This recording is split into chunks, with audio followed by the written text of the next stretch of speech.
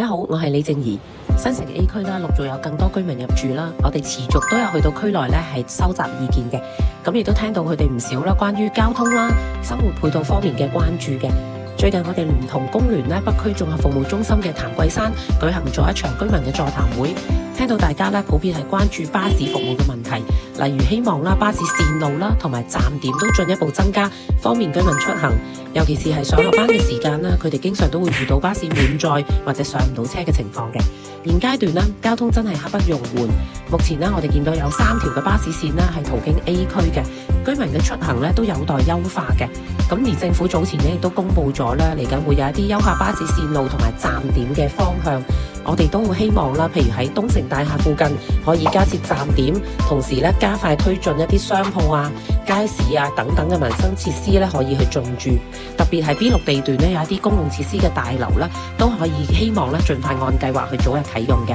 工聯總會咧都會繼續啦同居民一齊去跟進嘅，攜手去推進咧各項嘅配套逐步完善，令到 A 區咧打造成一個宜居舒適嘅社區。